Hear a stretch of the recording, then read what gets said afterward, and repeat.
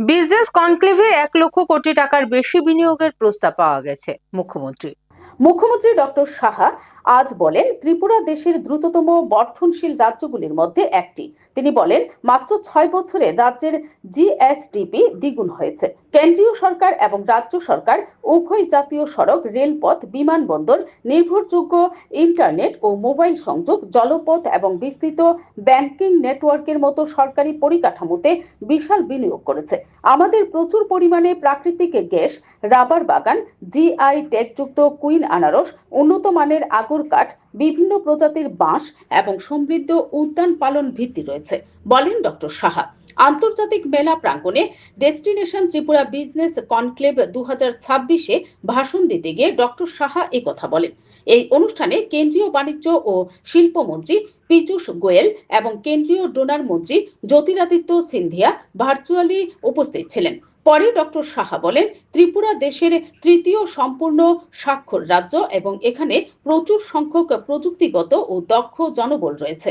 এখন সুদৃঢ় পরিকাঠামো ও প্রাকৃতিক সম্পদের সুবিধা নিতে বেসরকারি বিনিয়োগের উপযুক্ত সময়। সেই কারণে আমরা রাজ্য ও কেন্দ্রীয় সরকারের 45টি দপ্তর ও সংস্থার অংশগ্রহণে এই বিনিয়োগ শীর্ষ সম্মেলন বড় আকারে আয়োজন করেছে। এই বিজনেস কনক্লেভে 50-এর বেশি ব্যবসায়ী নেতা, উদ্যোক্তা, শিল্পপতি ও ব্যবসায়ীরা এক ত্রিপুরা শ্রেষ্ঠ ত্রিপুরা গড়ার লক্ষ্যে একত্রিত হয়েছেন। প্রাকৃতিক সম্পদের প্রাচুর্য, স্বল্প আবহাওয়ার যোগাযোগ ব্যবস্থা এবং ব্যবসা বান্ধব নীতি ত্রিপুরাকে একটি আকর্ষণীয় বিনিয়োগের গন্তব্য করে তুলেছে।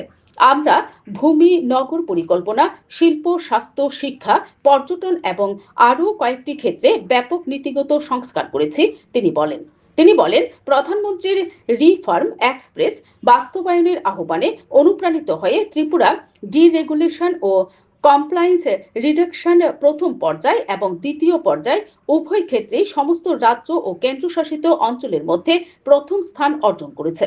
আমরা ভূমি ব্যবহার পরিবর্তনের পদ্ধতি সরল করেছি, শিল্প ও ব্যবসায়িক অনুমতি সহজ করেছি, সিঙ্গেল উইন্ডো পোর্টাল স্বাগত তৈরি করেছি এবং ঝুঁকি ভিত্তিক পরিদর্শন চালু করেছি।